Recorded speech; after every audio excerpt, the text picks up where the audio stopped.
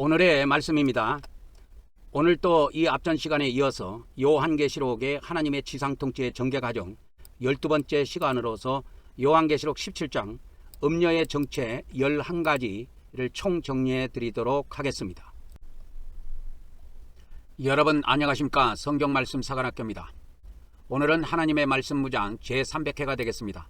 300회부터는 재생 목록이 4번으로 바뀝니다. 그래서 오늘 재생 목록이 유튜브에 하나 추가가 됩니다.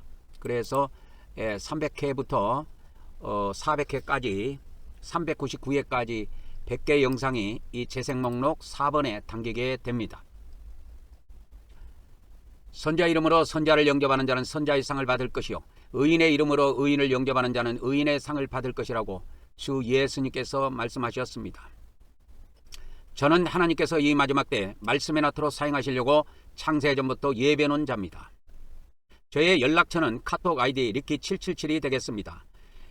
이 말씀은 여러분의 기도와 후원으로 제작이 되고 있습니다. 여러분의 많은 기도와 후원을 부탁드립니다.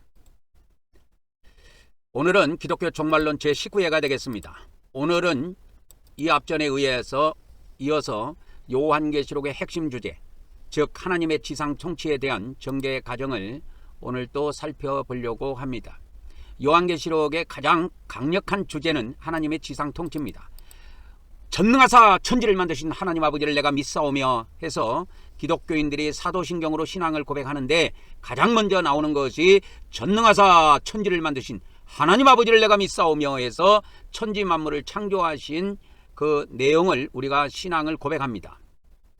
근데 천지 만물을 창조하신 하나님 아버지께서 이 지상에 오셔서 지상을 통치하시겠다는 것입니다. 그것을 강력하게 알려주고 있는 말씀이 요한계시록이 되겠습니다. 그래서 요한계시록에서는 하나님을 앞으로 오실 분이다, 장차 오실 분이다 이렇게 소개를 하고 있습니다. 그래서 때가 되면 하나님의 보좌가 있는 천국에 있는 새 예루살렘 성이 이 땅에 내려오게 됩니다. 그래서 이 지상의 나라는 하나님께서 세상 만물을 창조했을 때, 즉 창세로부터 하나님께서 예비한 나라, 창세로부터 계획한 나라가 이 지구상에 건설되게 됩니다. 그 나라는 그리스도의 나라이기도 하고 하나님의 나라이기도 합니다. 이때 첫째 부활에 참여한 자들이 왕권을 받아서 1000년 동안 통치하게 됩니다. 그리고 이 마지막 때 하나님의 그 심판, 그러니까 산자들에 대한 심판을 통해서 살아남은 하나님의 백성들이 1000년 동안 자녀를 낳고 생육 번성하는 일이 있게 됩니다. 그래서 이 지구상은 이 교회 시대 때는 전 지구상 사람들이 하나님을 믿지 않는데 이 천년왕국 시대가 되면 전 지구상에 있는 사람들이 전체 다 하나님을 섬기게 돼요. 그래서 특별히 구약 성경에 예언돼 있기를 새 언약이 이때 성취가 되는데 여호와를 알라, 이웃에게 전도하지 안 해도 된다는 그런 시대가 온다고 하는 겁니다.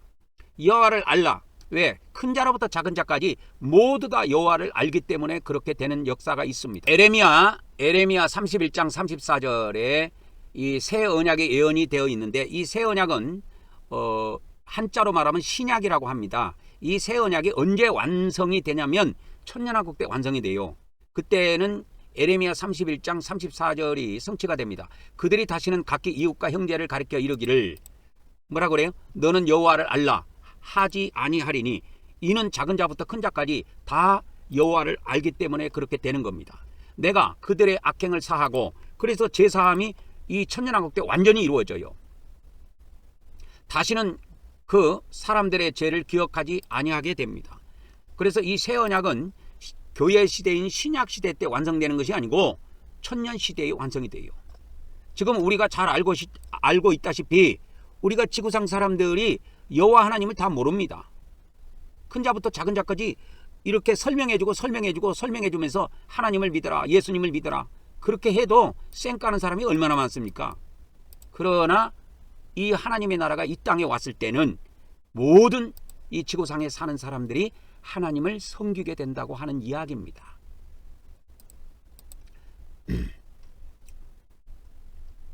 그래서 주기도문에서 나라가 임하옵시며 그 기도문이 이때 성취가 됩니다. 그래서 이 하나님 아버지의 나라가 이 땅에 들어섭니다. 믿으셔야 돼요. 오늘은 요한계시록 하나님의 지상통치의 전개과정 12번째 시간으로서 오늘은 이 앞전에 다 못했던 그 요한계시록 17장의 음녀의 정체에 대해서 추가로 말씀을 전해드리도록 하겠습니다. 요한계시록 1장부터 16장까지 간단하게 정리하고 오늘 17장 음녀의 정체를 추가로 우리가 좀 상고해 보도록 하겠습니다. 요한계시록은 가장 강력한 주제가 뭐냐? 예수님이 지상재림이 아니에요. 우리가 보통 요한계시록 하면 예수님의 재림에다가 초점을 맞추는데 물론 예수님의 재림도 요한계시록의 주제 중에 하나이기는 합니다. 그러나 더 강력한 주제가 있는데 그것이 뭐냐? 하나님이 지상에 오셔서 통치하신다는 거예요. 지금까지는 하나님께서는 하늘이라고 하는 이 천국이라고 하는 그 세계에서 이 우주 만물을 통치하십니다.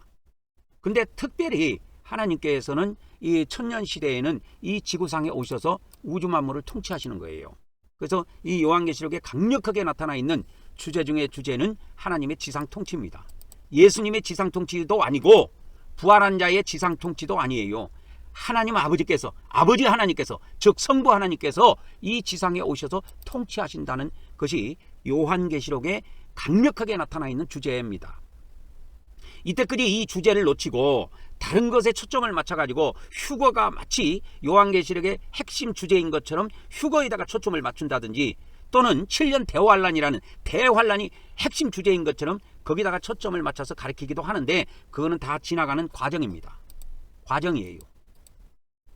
과정입니다. 물론 과정도 중요하지만 과정보다 더 중요한 것은 결말이에요. 그래서 하나님께서는 이 요한계시록의 모든 이러한 심판의 과정들을 통해서 하나님께서 목표로 하는 것은 하나님의 지상 통치입니다. 그래서 요한계시록 1장에서는 앞으로 이 지상에 오셔서 통치하시겠다라는 것을 강력하게 계시해주고 있습니다. 그래서 하나님을 장차 오실 분이다, 앞으로 오실 분이다 이렇게 소개합니다.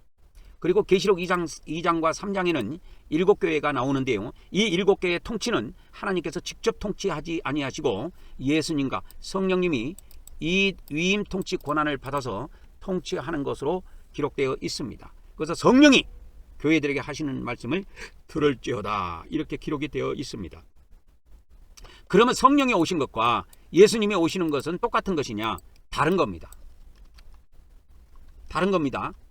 성령이 오시는 것은 보이지 않게 영으로 오시는 것이고 예수님이신 인자가 오시는 것은 부활한 몸을 가지고 직접 오셔요. 그래서 사람의 눈으로 볼 수가 있습니다. 그래서 이것을 강력하게 다루고 있는 것이 바로 공간복음과 요한복음입니다. 공간복음에는 인자가 오시는 것을 예언하고 있고 요한복음은 성령이 오시는 것을 예언하고 있습니다. 이미 성령은 오셨어요. 그리고 계시록 4장에는 하나님께서 통치하시는 중심지인 그 하늘 보좌 세계가 계시되어 있고 5장에는 하늘 보좌 위에 앉아 계신 하나님의 오른손에 7인으로 봉해진 책 한 권이 들려져 있는데 이 책에는 뭐가 기록되어 있느냐?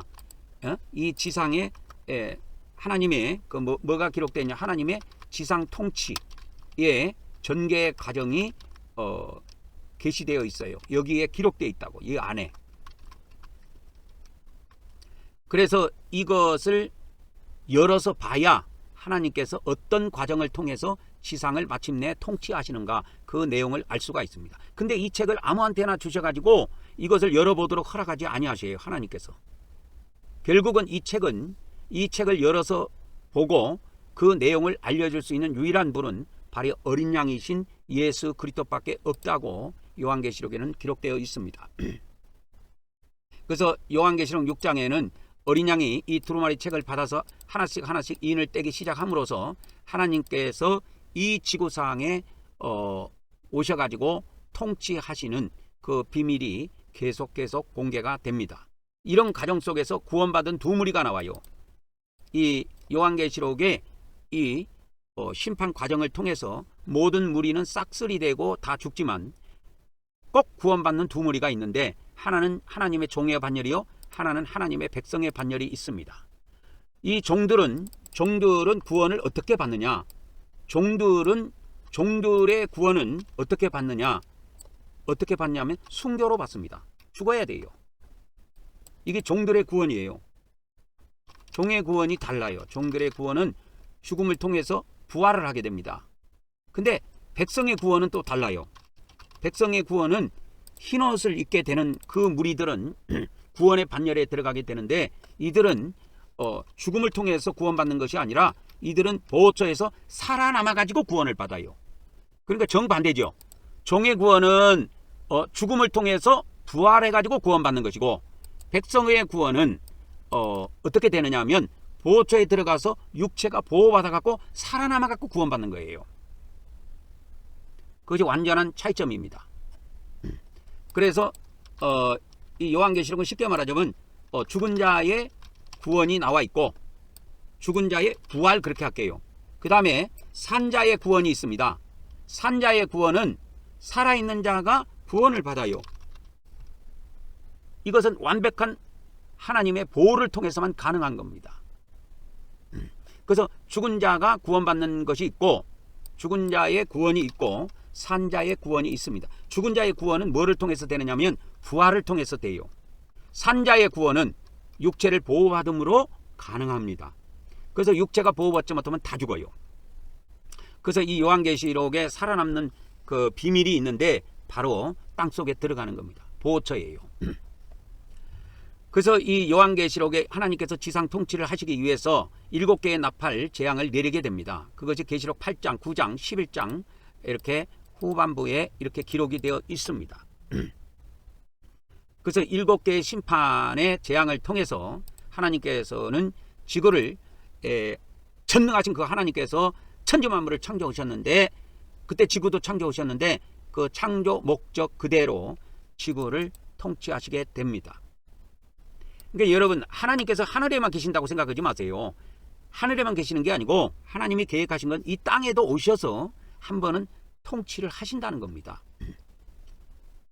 그리고 이제 계시록 10장부터 11장 전반부까지는 다른 천사의 역사가 나와 있고, 계시록 8장, 9장, 11장 후반부는 7천사의 역사가 나와 있습니다.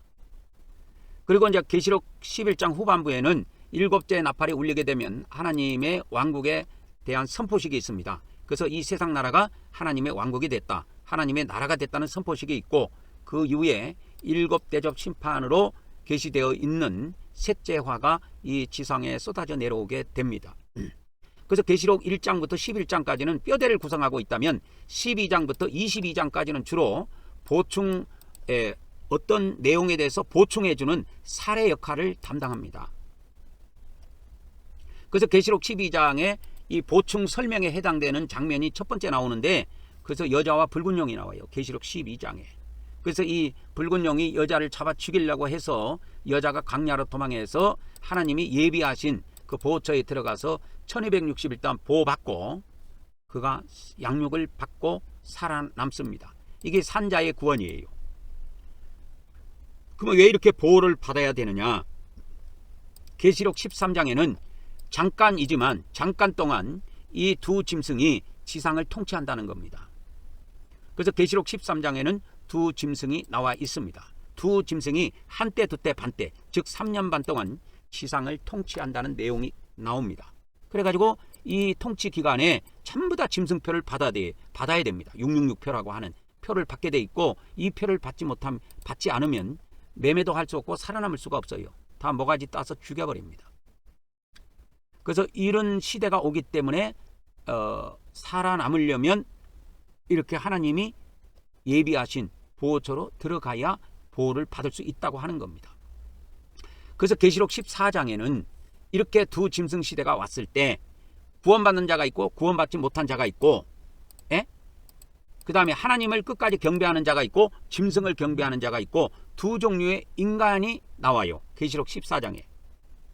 그래서 두 종류의 추수가 나오는데, 하나는 곡식 추수고 하나는 포도송이 추수가 나옵니다. 곡식 추수는 이렇게 거룩한 자의 선한 의로운 자의 추수라면, 이 포도송이 추수는 악인에 대한 추수로 보면 됩니다. 그래서 이 악인은 다 죽어요. 포도송이를 추수해 갖고 어디다 넣느냐면 창고로 들어가는 것이 아니고 포도즙 틀에 넣어 가지고 쏴버려요. 포도즙 틀을 짜듯이 확 발로 밟아서 쏴버립니다. 그렇게 해서 피 흘리고 죽은다는 그 의미가 담겨 있습니다. 요한계시록 15장도 이와 같이 보충 설명을 하는 사례에 해당되는데요. 여기에는 뭐에 대한 것을 알려주냐면 이렇게 3년 반 동안 짐승시대에 보호받아 구원받은 자들, 보호받아 구원받아 살아남은 자를 이야기합니다. 그래가지고 이 불심판이 있었는데도 불구하고 이렇게 보호처에서 살아남아가지고 불 섞인 유리바닷가에 서서 이와 같이 하나님께 찬양 드리는 그러한 장면들이 계시록 15장에 나옵니다. 이제 계시록 16장에는 하나님의 진노로 상징되어 있는 7대접 심판이 나옵니다. 그래서 천사가 7째 천사가 나팔을 불게 되면 이 땅에 7개의 대접이 순차적으로 쏟아지게 되는데요. 이거를 통해서 지상에 있는 사람은 살아남지 못합니다. 다 멸망해요. 그래서 이제 하나님께서 이제 목적하신 지상 통치의 발판을 마련하게 됩니다. 그래서 계시록 15장에는 하나님의 통치를 받아서 하나님을 섬길 백성들이 마련되어 있고요. 계시록 16장에서는 필요 없는 인간은 그냥 청소해 버립니다. 깨끗하게. 그래서 필요 없는 인간들은 전부 청소 대상이다. 다 청소해 버립니다. 깨끗하게 청소해 버립니다. 그래서 계시록 이제 17장 18장에 보면은 계시록 17장에는 음녀의 정체가 나와 있고요. 계시록 17장에는 음녀의 정체가 나와 있고 계시록 18장에는 그 음녀의 멸망이 나와 있습니다. 우리가 이제 이 앞전에 봤고 이 앞전에 봤던 내용이 계시록 17장에 음녀의 정체 11가지를 우리가 정리하다가 5번째까지는 정리를 했고요. 이제 오늘 6번째 들어갑니다. 그래서 이 6번째 들어가 보면 이제 계시록 17장 이제 9절에서 11절까지 먼저 내용을 보도록 하겠습니다. 지혜 있는 뜻이 여기 있으니 그 7무리는 여자가 앉은 7산이요 또 7왕이라. 그리고 5은 망하였고 하나는 있고 다른 하나는 아직 이르지 아니하였으나 이르면 반드시 잠깐 동안 머무르리라. 이 잠깐 동안은 3년 반을 이야기합니다. 한때 두때 반때를 이야기합니다. 전에 있었다가 이와 같이 지금은 없어진 짐승은 8째 왕이니 7 중에 속한 자라. 그가 멸망으로 들어가리라. 멸망으로 들어갑니다. 여기서 멸망은 불못을 이야기합니다. 그래서 요한계시록 19장에 보면 이 짐승이 잡혀가지고 불못에 던져져요.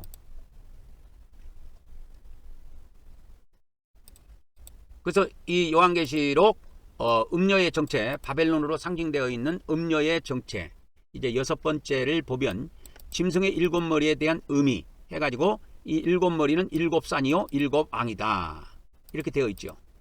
그래서 7왕이 통치하는 7나라를 이렇게 의미하고 있습니다. 그래서 7산은 이와 같이 7산은 하나님을 대적하는 세계 제국의 완전한 상징주, 7로 완전한 상징적인 숫자가 7인데요. 여기서 7으로 이렇게 계시가 되어 있습니다. 그래서 짐승은 이 마지막 때 하나로 통치되는 것이 아니고 짐승 7이 7 선지자와 7 거짓 선지자와 같이 통치하는 그런 의미를 갖고 있습니다. 그래서 7산의 의미는 7머리라는 것에 대한 해석인데 이 7머리는 어떻게 이해하면 좋냐면 둘씩 짝으로 되어 있어요. 둘씩 짝으로 구성되어 있습니다. 어떻게 구성되어 있냐면 7의 왕, 7의 왕과 또 7의 거짓 선지자로 이렇게 구성되어 전 세계를 통치합니다. 둘씩 짝이 돼가지고. 그래서 그러니까 우리는 거짓 선지자로 부르지만 그들은 거짓 선지자로 보지 않습니다. 그래서 왕과 선지자가 짝이 되어서 통치를 해요. 이게 옛날에 이스라엘 나라가 그랬지요. 이스라엘 나라가 그렇게 했는데 이 짐승의 나라도 그렇게 통치합니다. 왕과 선지자가 짝이 돼요. 짝이 되어 통치한다 이 말이야. 그 원리를 잘 알아야 됩니다. 왕과 선지자가 짝이 되어 통치한다 이 말이야. 그러니까 뭐와 비슷하냐면 과거의 그 이스라엘이죠. 이스라엘 왕국과 비슷합니다. 그러한 체제로 가요. 그러한 일이 있는 겁니다. 그래서 왕과 선지자가 짝이 돼갖고 이 지상을 통치합니다. 그래서 일곱 왕에 대해서 천사가 알려주는 것은 뭐냐? 다섯은 망하였고 하나는 있고 다른 이는 없고 이렇게 되는데, 때가 이르면 잠깐 동안 이 일곱 번째 왕이 존재하게 됩니다. 근데 일곱 번째 왕이 이 지구상을 통치할 때, 일곱 번째 왕이 지구상을 통치할 때 이게 여덟째 왕이기도 합니다. 이게 잠깐 죽었다가 살아나요. 그래서 일곱 중에 속한 자입니다. 그래서 일곱째가 여덟째 왕이기도 한데, 이 여덟째 왕이 모든 지구상의 권세를 쥐고 흔들게 됩니다. 그래서 이 적그리스도적인 통치를 해요. 그래서 이 짐승 자체는 우리가 보통 적그리스도로 해석해도 가능합니다. 짐승은 우리가 적그리스도로 해석해도 무방합니다. 근데 음녀를 적그리스도로 해석하면 안 됩니다. 음녀는 거짓 선지자요. 무방하며, 그러면 음녀는 뭐냐? 음녀는 적그리스도가 아니고 거짓 선지자로 해석해야 한다 이 말이에요. 거짓 선지자. 그러니까 음녀는 뭐다? 음녀는 거짓 선지자다. 짐승은 뭐다? 적그리스도다. 근데 여기에서 또 하나 우리가 추가로 알아야 될 비밀이 한 가지가 있습니다. 추가로 알아야 될 비밀이 뭐냐? 그것이 짐승 중에서 이와 같이 짐승으로서 왕이 있고, 짐승으로서 왕과 거짓 선지자가 있어요. 선지자가 이렇게 구성이 되어 있고, 또 사람인데도 왕과 또 거짓 선지자로 구성이 되어 있습니다. 그 비밀을 아셔야 돼요. 그래서 짐승은 짐승 체계를 가지고 있고, 사람은 사람 체계를 가지고 있다. 그래서 짐승도 왕과 거짓 선자로 구성이 되고, 짐승도 왕과 거짓 선자로 구성되고, 또 사람도 왕과 거짓 선지자로 이와 같이 구성이 된다 이 말입니다. 그래서 이 짐승 시대에는 왕과 선지자가 짝이 되어서 세상을 통치합니다. 그렇기 때문에 어떤 일이 벌어지냐면, 이 선지자라고 하는 애들이 엄청나게 권세를 갖고 흔들어 버립니다. 그래서 이제 이것을 조금이라도 이해를 하려면, 구약의 다윗 왕 같은 경우에 있지요. 다윗 왕 같은 경우에도 선지자가 뭐라고 이야기하면 꼼짝 못합니다. 꼼짝 못해요. 그래서 그 다윗 왕과 함께 실제로 활동한 그 선지자가 3명이 있는데요. 그 3명을 이렇게 추려보면, 첫 번째는 누가 있냐면 사무엘 선지자가 있습니다. 요거는 이제 다윗 왕이 다윗이 기름 부음 받을 때 사무엘 선지자로부터 기름 부음을 받았어요. 그리고 이제 다윗이 뭐 쫓겨다니고 뭐 할 때 있죠. 그때는 이제 사무엘 선지자 시대는 갔고, 갓 선지자 시대입니다. 그리고 세 번째는 왕궁에서 주로 활동했던 선지자 이름은 나단 선지자입니다. 나단 선지자. 그래서 다윗은 뭐냐면 선지자가 아니고 왕이에요. 왕. 그래서 이것이 이런 시대가 있었습니다. 지금은 정치를 이렇게 안 하지요. 민주주의에서는 이렇게 안 합니다. 선지자 뽑고 이런 거 안 해요. 그런데 이 원래 신정국가라고 하죠. 이 신정국가, 신이 개입해 갖고 통치하는 데에는 반드시 선지자가 이게 짝으로 붙어 있습니다. 그러니까 이것이 짐승시대에 이런 일들이 있다라는 거예요. 짐승시대에. 왜 그러냐면 이거를 이해를 좀 해야 됩니다. 짐승시대는 뭐와 같냐면 짐승시대에는 뭐와 같은 일이 벌어지냐면, 짐승시대에는 그러니까 뭐와 같은 거냐면 왕과 선지자가 짝이 되어 통치합니다. 왜 그러냐면 이게 신이 통치하는 시대이기 때문에 그래요. 이 짐승 시대에는 신정국가예요. 신정국가. 신이 통치하는 시대라니까. 우리가 말하는 하나님이 아니고 마귀라고 하는 신이 통치하는 거예요. 붉은 용이라고 하는 그것이 요한계시록에 계시되어 있어요. 그래서 에뱀이라고도 하고 붉은 용이 있는데, 에뱀이라고도 하고 마귀라고도 하고 사탄이라고도 하는 이 신이 개입해 갖고 통치한다니까. 그래서 신정국가예요. 그래서 신정국가이기 때문에 선지자가 반드시 있어야 돼요. 왕만 있어서는 안 됩니다. 왕이라는 것은 통치자지, 선지자는 직접적인 통치자는 아니지만 왕을 컨트롤하는 거예요. 신의 뜻을 받아가지고 컨트롤하는 겁니다. 이것이 짐승시대의 재현대예요. 짐승시대의 재현대입니다. 반드시 기억해야 돼요. 이런 내용이 뭐 요한계시록을 해석에는 예전에 제가 요한계시록 해석책들을 많이 읽어봤는데 이런 내용이 전혀 안 나오던데 이것을 반드시 기억해야 됩니다. 이건 성령님이 주신 해석이에요. 짐승시대에는 왕만 홀로 통치하지 않는다. 선지자가 함께 짝이 되어서 통치한다는 거예요. 그래서 뭐 예를 들어서 유럽 대륙은 누가 통치하고, 그래서 이 전 세계를 뭐 7등분 해갖고 7왕이 통치하는 그런 완전 체제를 구축한다고 하는 겁니다. 그러니까 세 번째로 보면 7왕과 7선지자예요. 그러니까 우리는 거짓 선지자라고 이들을 지칭하지만 이들 입장에서는 거짓 선지자가 아니고 그냥 선지자예요. 자기들의 신의 뜻을 받아서 전달한단 말이야, 왕한테. 그래서 왕과 선지자가 짝이 되어서 통치하는 거예요. 그래서 신의 뜻을 그들이 하나님은 아니지만 사탄도 하나의 신으로 자리 잡고 있다 이 말이에요. 근데 얘들이 이 사탄이라고 하는 이 사탄이라고 하고 마귀라고 하고 이 붉은 용으로 상징되어 있는 이 사탄이라고도 마귀라고도 하고 이 에뱀이라고도 하는 요놈이 그들의 신이란 말이에요. 신이에요. 신이라니까. 그래서 이 신의 뜻을 받들어서 그렇게 통치를 합니다. 그래서 붉은 용이 안 보인다 그래서, 사탄 마귀가 안 보인다 그래서 이 지구상이 인간 뜻대로 돌아가거나 그렇지 않아요. 짐승 뜻대로 돌아가지 않습니다. 그들도 신의 계시를 받아서 이 지상을 움직이게 되어 있어요. 그래서 이거를 반드시 기억해야 됩니다. 그래서 이 짐승이 통치하는 이 3년 반 시기는 참 묘한 시기예요. 지금 세상에서 이해 못하는 겁니다. 민주주의 사람도 이해 못하고 공산주의 사람도 이 시대를 이해를 못해요. 왜? 우리는 이런 세상을 접해본 적이 없으니까. 지금 우리나라도 대통령이 혼자서 왕으로서 주권을 쥐고 통치하지 선지자에게 물어보고 하지 않아요.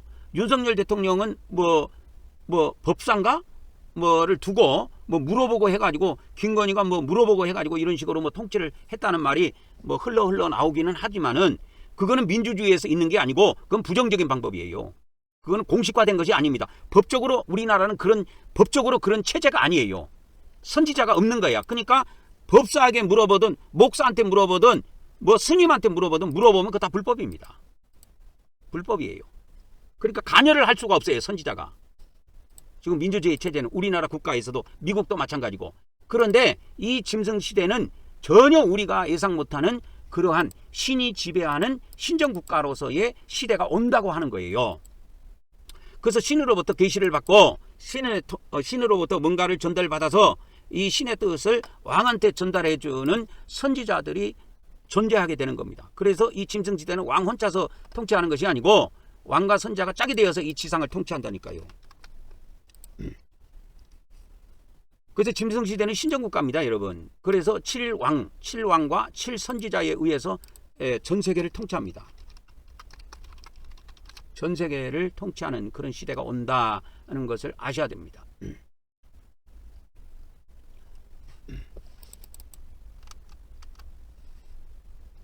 그 다음에 이제 7번째입니다. 가로 7번째예요. 그러니까 우리가 지금 계시록 17장의 음녀의 정체에 대해서 보는데, 음녀의 정체 중에 짐승에게 머리가 7이고 뿔이 10이에요.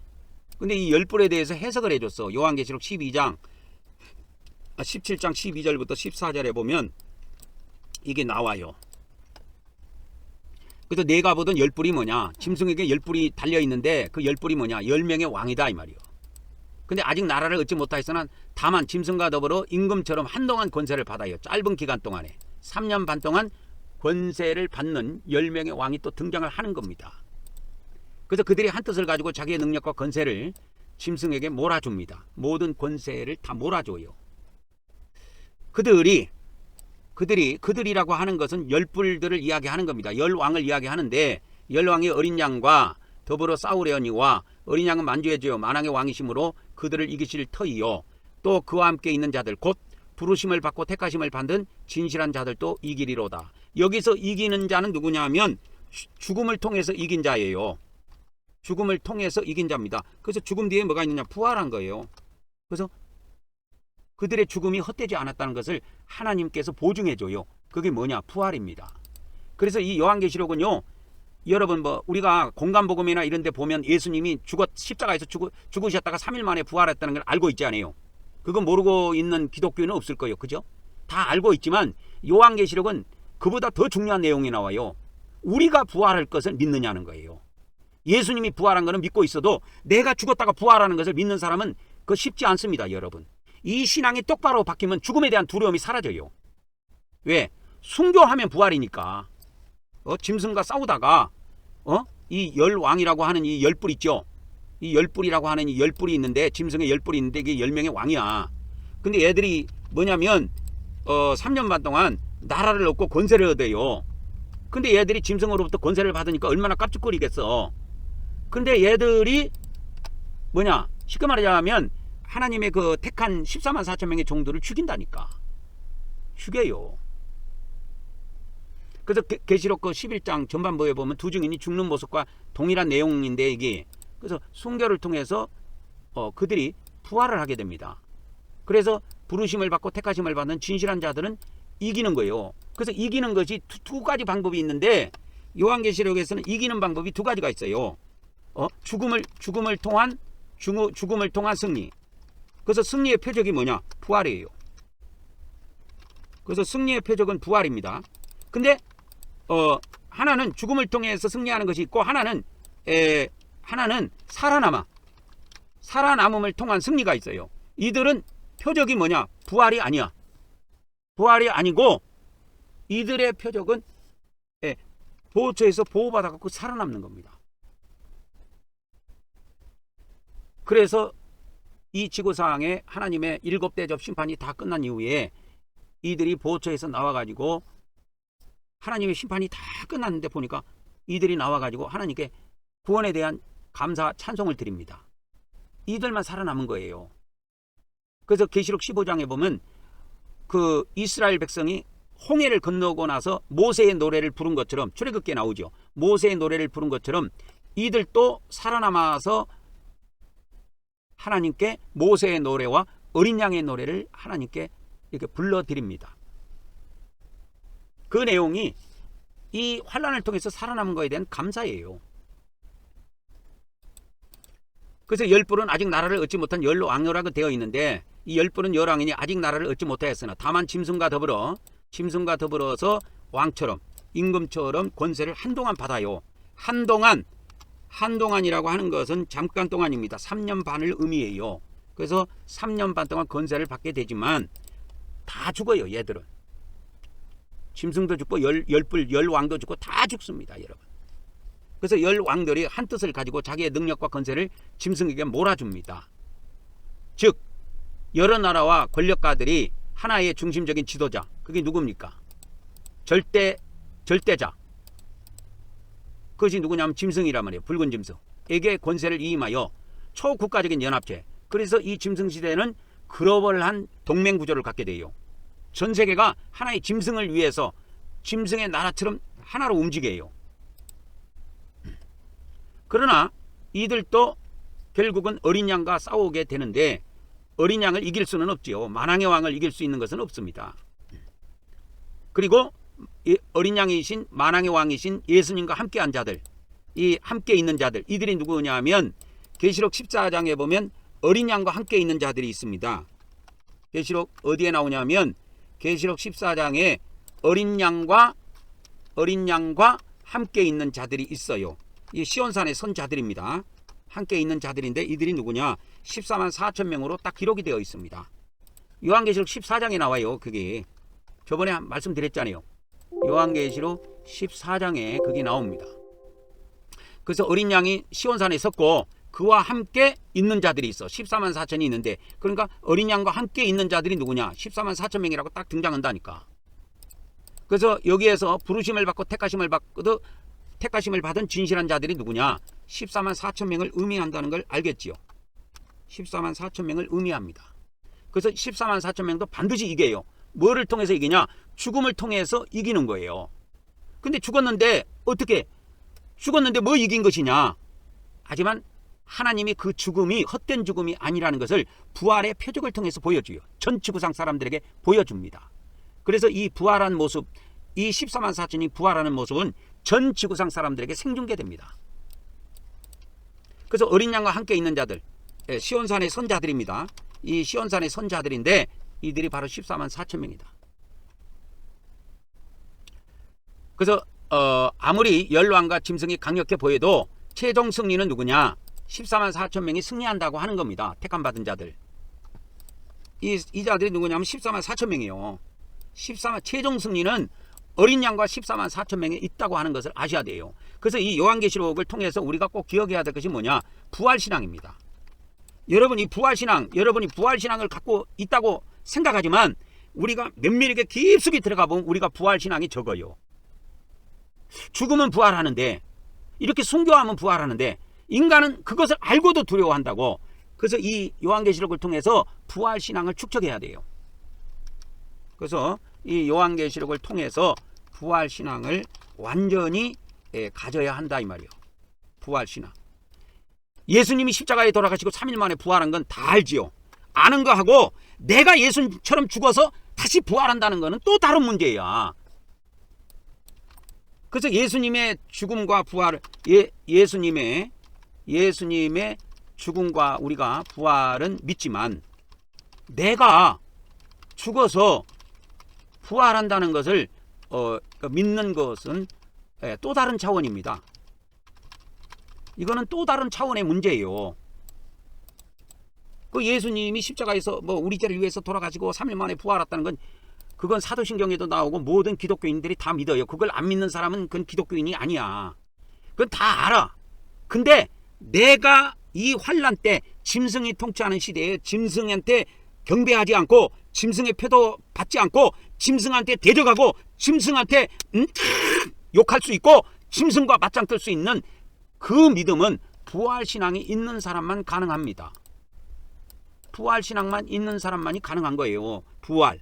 내가 지금 죽더라도 하나님이 내 죽음을 귀하게 보신다면, 나의 죽음을 인정해 준다면 하나님이 부활의 표적을 통해서 나를 살리신다 그 말이요. 그러니까 옛날에 이순신 장군이 죽는 자는 살 것이요 살고자 하는 죽는다고 옛날에 이순신 장군도 말씀하셨대 하는데 그래서 사즉생 생즉사 그런 말이 있습니다. 그 옛날에 이순신 장군 그 영화에 보면 그게 나와요. 명랑인가 그 노량인가 그 영화에 보면 나옵니다. 그때. 그래서 예수님이 죽었다가 부활한 거는 우리가 다 믿지만 내가 죽었다가 부활한다는 걸 믿는다고 하는 것은 이게 또 다른 차원의 문제라니까. 이것이 요한계시록에서 알려주고 있는 부활신앙이에요. 그래서 부활신앙을 정확하게 이 안에 내공을 싼 사람만이 죽을 수가 있어. 목숨을 내어줄 수가 있다니까. 그래서 아까 계시록 17장 14절에 이 열왕이 땅의 왕들이니까 권세를 갖고 있지요. 그러나 어린 양과 함께 있는 자들, 즉 누구예요? 14만 4천 명의 종들도 반드시 이기게 돼 있다고 하는 겁니다. 그러니까 이들이 짐승한테 죽는다고 해서 그것이 죽음이 곧 패배로 연결되는 것이 아니고 하나님은 3일 반 후에 이들을 부활시킴으로 이들의 죽음이 헛된 죽음이 아니고 고귀한 죽음이라는 것을 하나님이 부활을 통해서 만천하에 공개하신다니까요. 그래서 요한계시록을 통해서 부활신앙을 축적해야 돼요. 그런 사람만이 14만 4천 명의 종의 반열에 들으려고 하는 기도와 그런 믿음을 갖게 되고 그렇게 말씀으로 무장하게 됩니다. 아무나 무장할 수 있는 게 아니에요. 지금 기독교 안에서 전해지는 그런 그냥 단순한 설교 가지고 택도 없습니다, 여러분. 택도 없어요. 이건 이 짐승지대라고 하는 것은 저 세상에서 이루어지는 문제가 아니고 이 지구 땅 위에서 일어나는 문제라니까. 근데 이제 계시록 17장 5절에 보면은 계시록 17장 5절에 보면 또 천사가 말을 해줍니다. 내가 본 이 음녀의 정체가 뭐냐? 음녀가 앉아 있는 그 물이 뭐냐? 그 계시록 17장 앞부분에 보면 이 음녀가 많은 물 위에 앉아 있다고 했는데 음녀가 앉아 있는 이 물이라고 하는 이것이 뭐냐? 백성과 무리와 열국과 방언들이라 이렇게 돼 있어요. 이것이 요한계시록에도 성경에 나오면 지역적인 게 아니고 전 세계적이다 이렇게 보면 됩니다. 그래서 이 여자가 앉아있는 그 물은 어떻게 해석해 줬냐면 백성과 무리와 민족과 방언들이라고 이렇게 해석을 해줬습니다. 그래서 어느 특정한 민족이나 어느 특정한 도시만을 상징하지 않아요. 그래서 이 음녀가 전 지구상을 지배할 수많은 백성과 민족과 영역을 지배하는 것으로 나타나 있어요. 그래서 이는 전 세계적인 통치 권세를 갖게 되는 것을 의미합니다. 이 음녀는 거짓 선지자의 조직이에요. 그러니까 쉽게 말하자면 종교 지도자들의 어떤 무리를 이야기하는 겁니다. 그래서 왜 이 종교 지도자들이 짐승시대에 엄청나게 두각을 나타내고 중요한 역할을 하냐면 그 짐승시대가 신정국가이기 때문에 그래요. 민주주의 국가가 아니에요. 공산주의 국가도 아닙니다, 여러분. 그래서 이 짐승국가는 어떤 국가냐면 신정국가예요. 신의 계시를 받아갖고 정치를 한다 이 말이에요. 다스린다 그 말이에요. 국가를. 신정국가이기에 이 종교 지도자 그러니까 선지자라고 하죠. 종교 지도자들의 역할이 아주 굉장히 중요하다는 것을 알 수가 있습니다. 이 짐승국가는 민주주의 국가도 아니고 공산주의 국가도 아니에요. 신정국가예요. 신의 지배를 받고 신의 계시를 받아서 통치하는 국가예요. 그래서 그때 신의 계시를 받는 이런 선지자들, 이 종교 지도자들에게 강력한 권세를 줘요. 어마어마한 권세를 갖고 있습니다. 그래서 이 음녀들은 하나를 이야기하는 것이 아니고 하나의 여자를 놓고 전체를 비유한 겁니다. 한 여자만을 이야기한 것이 아니에요. 그래서 이 음녀들이라는 것을 우리가 쓸 수가 있는데요. 그래서 세계를 통치하는 권세를 가진, 쉽게 말하자면 거짓 선지자들의 그러한 집단을 이야기하는 겁니다. 어마어마한 거예요. 이 음녀는 열왕과 땅의 왕들과 음행해요. 음행했다는 건 교제를 하고 관계를 갖는 거예요. 땅의 모든 왕들이 홀로 통치할 수 없다니까. 음행이라는 건 서로 교제를 하고 관계를 갖는 걸 이야기해요. 그러니까 선지자와 왕이 짝이 돼서 이 세상을 통치한다는 의미예요. 이게 짝이 돼갖고 통치한다는 의미입니다.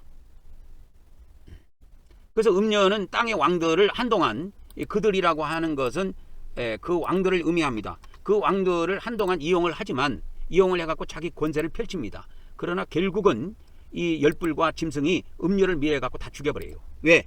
총칼을 쥐고 있는 자는 정치 권세를 갖고 있는 자들이거든. 종교의 권세를 갖고 있는 자들은 과거 어느 때도 총이나 무기를 가진 적이 없어요. 무기를 가지고 있는 쪽, 군대를 움직이는 쪽은 정치 권세를 가진 자예요. 그래서 지금 우리 대한민국도 대통령이 우리나라의 최고 국군 통수권자입니다. 전 군인을 움직일 수 있는 그 명령권을 대통령이 갖고 있어요. 그러니까 이 열불과 짐승도 매 마찬가지야. 군대를 움직이고 총칼을 움직일 수 있는 것은 이 짐승들이란 말이야. 정치적인 권세를 갖고 있는 거야. 근데 음녀는 가지고 있어와야 종교적인 권세야. 이거는 음녀는 종교적 권세를 가지고 있는 그것을 그들을 뭉뚱그려서 이야기한 거예요. 음녀를. 그래서 정치적 권세, 총칼을 움직일 수 있는 권세를 가진 자들이 이 종교적 권세를 가진 자들을 미워해갖고 다 죽여버려요. 마지막에는. 그래서 칙소리 먹어도 다 죽습니다. 그래서 내가 본 바 이 열불과 짐승은 음녀가 뭐예요? 이 종교적 권세를 가진 자들이잖아요. 종교적 권세를 가진 자들이란 말이에요. 이 음녀를 미워해갖고 망하게 하고 벌거벗기고 살까지 뜯어먹고 불로 태워버려요. 살까지 뜯어먹고 불로 태워갖고 잿가루 만들어버립니다. 완전 멸망이에요. 이거 완전 멸망을 이야기하는 겁니다. 그래서 9번째, 열불과 짐승이 음녀를 미워하고 멸망시키는 그러한 역설적인 장면이 이 요한계시록 17장 16절에 기록되어 있습니다. 내가 본 그 열불과 짐승이 음녀를 미워하여 망하게 하고 벌거벗게 하고 그 살을 먹고 불로 아주 사르리라. 불태워서 잿가루로 만들어 버린다니까. 이는 처음에는 음녀와 짐승 및 열왕들이 친밀한 동맹관계를 갖게 되지요. 그러나 어느 단계에 가서는 이 군대를 움직일 수 있고 이 정치 권세를 가지고 있는 자들이 종교 권세를 갖고 있는 자들을 싫어해. 저 새끼들 저거 되게 걸거치네 해가지고 종교 지도자들 쟤들 다 죽여버리자. 이렇게 되는 거예요. 그래서 정치 지도자들이 종교 지도자들을 전부 다 완전 멸절시켜버려요. 그래서 정치 권세를 갖고 있는 자들이 이 군사를 움직일 수 있단 말이야. 그래서 이 음료로 표현되어 있는 이 종교 지도자들을 다 멸망시켜서 죽여서 없애버립니다. 그래서 이 음료들은 세계의 왕들을 다스리고 권력은 마음껏 휘두르지만 결국 짐승과 열왕, 짐승과 열왕이라는 게 누구냐 이거요. 정치적 권세가들이에요. 그들의 미움을 받아가지고 정치적 권세가들의 미움을 받아가지고 종교적 권세가들이 멸망을 당하는 일이 있다니까. 그래서 망하게 하고 그 음료를 망하게 하는 거예요. 음료의 세력과 영향력을 무너뜨리는 겁니다. 벌거벗게 하고 그래서 그 음료에 숨겨진 수치 정체를 까발려 버립니다. 그리고 살을 먹고 불살라요. 그러니까 이 음료는 돌이킬 수 없는 완전한 멸망을 받게 됩니다. 그래서 돌이킬 수 없는 완전한 멸망에 이르게 됩니다. 그래서 잿가루가 돼버린다니까. 10번째입니다. 10번째로 음료의 정체를 보면은 이 음료를 죽이는 정체가 있지요. 아까 열왕이라고 하는 그 열불들이 있었잖아요. 그래서 짐승과 열불이 음료를 미어갖고 죽이는데 이게 하나님의 주권적 섭리입니다.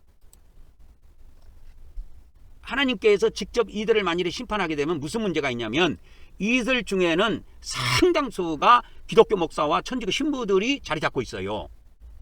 이 선지자의 반열에. 근데 그들이 짐승 통치 시대가 되니까 하나님께 영광 드립시다. 하나님께 영광 드립시다. 이때까지 했다가 짐승 통치 시대가 오니까 짐승께 영광을 드립시다. 이렇게 말을 바꾼 거예요. 그들이 살아남기 위해서. 그래서 짐승이 아부떨고 사는데 그래도 한동안 하나님을 섬겼던 자들이란 말이에요. 하나님을 섬겼던 종들인데 하나님이 직접 죽이지 않고 짐승이라는 그 권세를 이용해서 대신 죽이게 합니다. 이것도 하나님의 또한 모략이고 하나님의 지혜예요.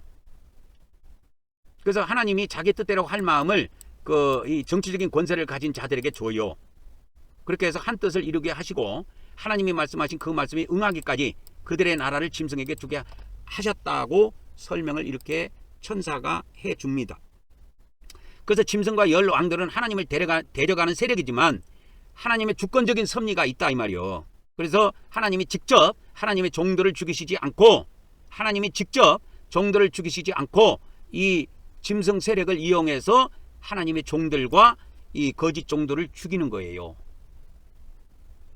그래서 하나님의 계획을 완수하시는 데 있어서 이 짐승 세력을 이렇게 사용하시는 겁니다. 그래서 하나님은 악의 세력들 간의 갈등과 내분마저도 하나님의 뭡니까? 하나님의 심판과 구원 계획을 이루시는 도구로 사용한다니까요. 이 악한 짐승들도. 그래서 그 결과 음료 바벨론을 마땅히 받아야 될 하나님의 심판을 받게 됩니다. 그래서 하나님의 심판을 이때 직접적으로 행하지 아니고 간접적인 하나님의 심판을 받게 됩니다. 이것이 하나님의 지혜예요. 그래서 이 거짓 선지자들이 이 음녀들이 한동안 그래도 이 안에 수많은 기독교 목사들이 있고 수많은 천주교 신부들이 여기에 자리 잡고 있다고.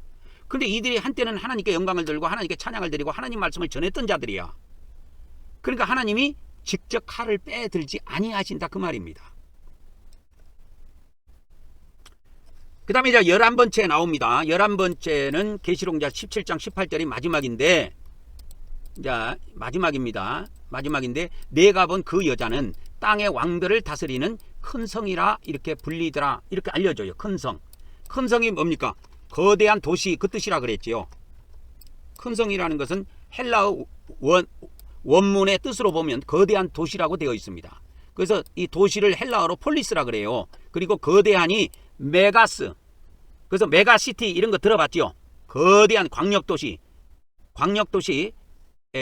그런 것을 메가시티라고 하는데, 그래서 뭐 울산, 그 다음에 부산, 그래갖고 뭐 이거를 여기까지 이어가지고 메가시티를 만든다는 말이 있었는데, 이 메가스 하면은 거대한 그런 뜻입니다. 헬라어로 메가스가 거대한이라는 뜻이고 폴리스는 도시라는 뜻이에요. 그래서 메가스 폴리스 하면 거대한 도시 그 뜻입니다. 그래서 이 내가 본 그 여자, 음녀라고 하는 그 여자는 무엇을 의미하냐? 땅의 왕들을 다스리는 성들이다 그 말이요. 그러니까 땅의 왕들을 누가 다스리냐? 거짓 선지자들이 다스린다니까. 그래서 왕 위에 어떻게 보면 계시록 17장 18절의 내용을 보면 왕 위에 체계가 있다고 보면은 그건 선지자의 반열이에요. 이 짐승 시대에는. 왜? 그래서 정치 지도자보다 종교 지도자들을 이 짐승 시대는 우선한다니까. 왜? 신의 계시를 받아가지고 이걸 왕들한테 전달하는 역할을 한단 말이야. 근데 신이 여기서 말하는 제가 말하는 이 신이라고 하는 것은 여호와 하나님을 의미하는 것이 아니고 마귀를 이야기하는 거예요. 마귀 사탄을 의미하는 거예요. 붉은 용을 의미하는 겁니다. 그래서 내가 본 그 여자는 땅의 왕들을 다스리는 큰 성, 거대한 도시다라고 이렇게 되어 있습니다. 그래서 요한계시록에 보면 이 큰 성이라고 하는 내용이 제가 이렇게 검색어를 찾아보니까 이 큰 성으로 되어 있는 것이 10번이 나오더라고요. 10번. 요한계시록에 큰 성이라고 나오는 것이 10번이 나옵니다. 10번. 한번 요한계시록에 한번 찾아볼까요? 큰 성. 이렇게 하면 나와요. 계시록 11장 18절에 처음 나오고 18장에 한번 나오고요. 16장에도 한번 나옵니다. 그 다음에 17장에 한번 나오고 나머지 6번은 계시록 18장에 나와요.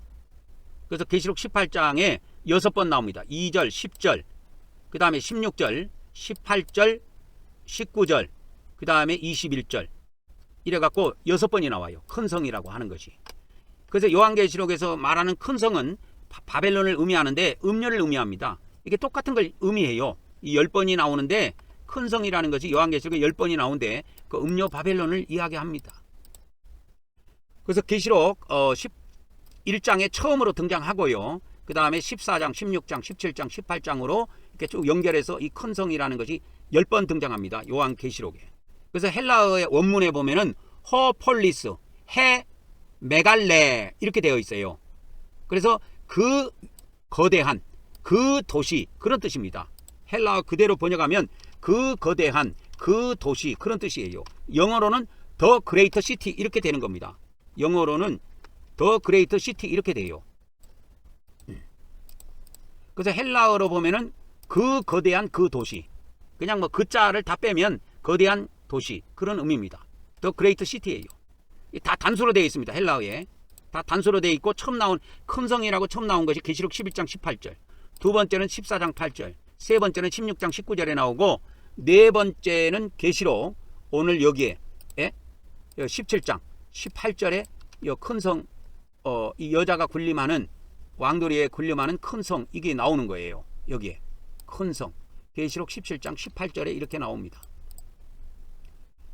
계시록 17장 18절.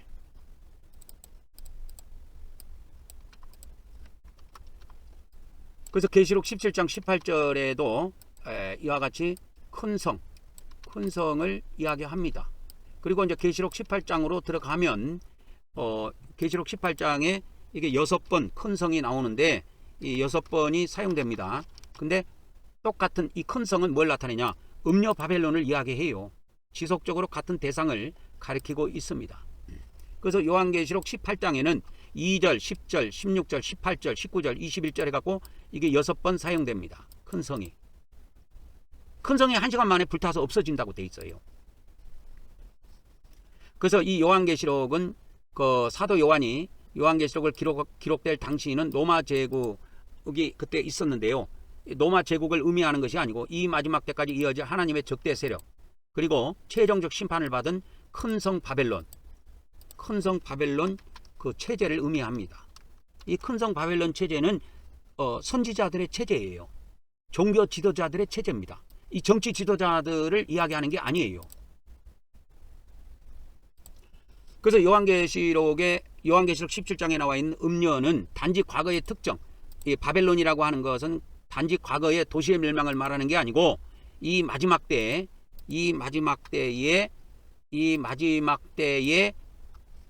마지막에 나타나는 바벨론적인 종교적 체제를 의미합니다. 그리고 이들은 다 멸망받아요. 다 사라집니다. 그래서 이제 요한계시록 17장에 나와 있는 음녀를 간단하게 하나 정리해 보면 하나님을 대적하는 종교 지도자들입니다. 특히 여기에는 여기에서 음녀라고 했을 때 이 창녀와 같은 여자로 표현한 이유는 하나님께서 기독교의 지도자들과 그러니까 기독교의 지도자들과 천주교의 기독교의 그 지도자들과 그 다음에 천주교의 지도자들을 특별히 지칭합니다.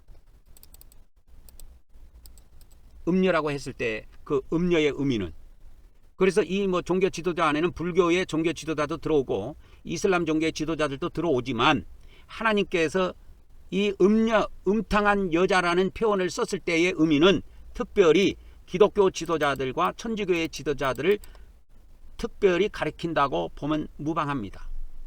그래서 이들이 겉으로는 화려해요. 화려한 옷을 입고 보석으로 꾸며 있지만 속은 노략질하는 일이야. 속은 뭐냐? 이 가증한 것들이 가득해요. 더러운 것들이 가득해요. 그래서 온 나라들과 왕들을 영적 음행으로 미혹하고 이들은 성도들의 피를 흘리게 하는 그 배후 세력으로 보면 됩니다. 그래서 겉으로는 뭐 신을 위해서 하는 척 하지만 속으로는 수많은 성도들을 잡아 죽이는 그런 일들을 얘들이 하게 되는 겁니다.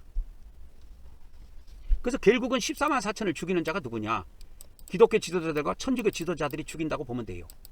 그래서 이 사도 요한이 이 음녀를 보고 아이러니하게 본 거예요.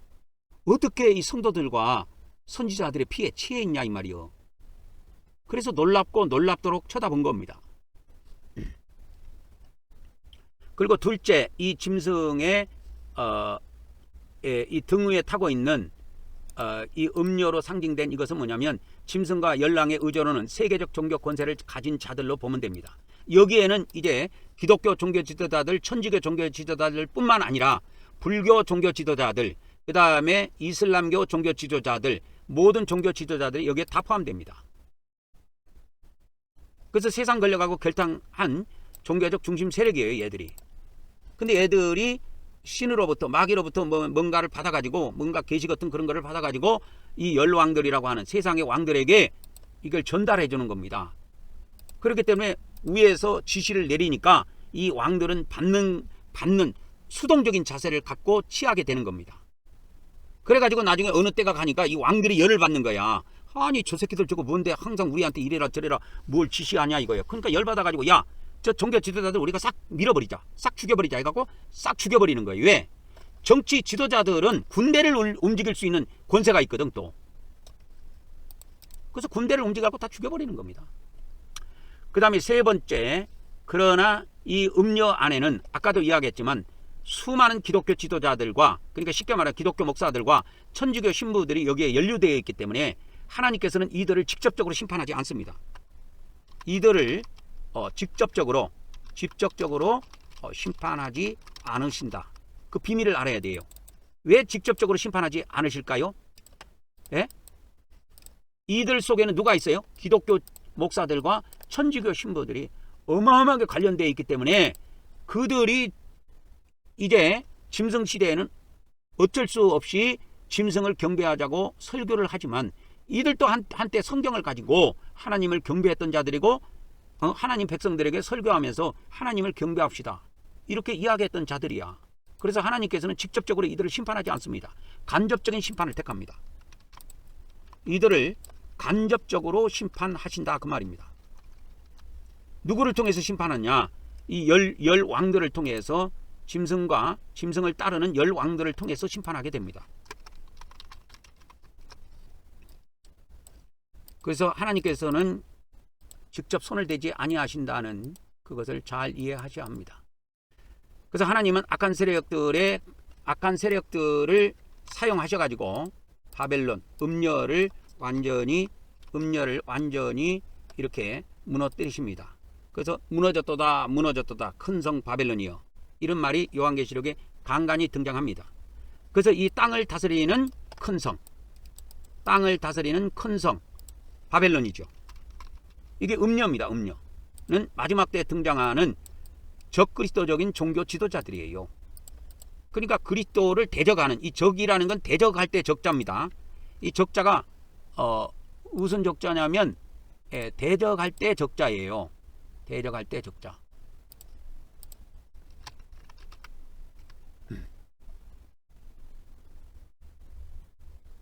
대적할 때 적자입니다. 이거네, 이거. 대적. 그래서 적그리스도적인 종교 지도자들을 의미합니다. 그래서 하나님을 위하지 않고 짐승을 위해요. 그리스도를 위하지 않고 그리스도를 대적합니다. 이들은. 근데 결국은 멸망하지요. 열 왕들에 의해서, 땅의 왕들에 의해서 멸망을 하고 쫄딱 망합니다. 그러니까 이걸 통해서 우리가 뭘 하느냐? 기독교 이 종교 지도자들과 천주교 종교 지도자들이 깨달아야 될 것은 뭐냐? 짐승 시대에 짐승들한테 빈대 붙어봐야 얼마 안 있다가 다 개죽음 당한다. 그것만 알고 있으면 됩니다. 어차피 개죽음 당할 거, 어린 양을 위해서, 하나님을 위해서, 하나님 편에 서서, 짐승과 맞짱 떠갖고 순교하면 첫째 부활이라도 참여하지. 몇 년 더 살아보겠다고 짐승한테 빈대 붙었다가 결국은 개죽음 당하는 거예요. 그래서 요한계시록을 정확하게 이해하면 다 우리 인간의 머리로도 깨닫게 되고 사고하게 됩니다. 아, 걔들한테 짐승 편에 설 이유가 없다. 서봐야 나중에 개죽음 당하는 것이구나. 개죽음 당한다는 것을 알게 되면 그들 편에 설 이유가 전혀 없습니다. 그래서 우리가 이런 것 때문에 요한계시록을 미리 공부하는 거예요. 이런 시대가 오기 전에. 그래서 미리미리 준비해서 대비하는 겁니다. 오늘은 여기까지 하고 다음 시간에 또 이어서 말씀을 전해드리도록 하겠습니다.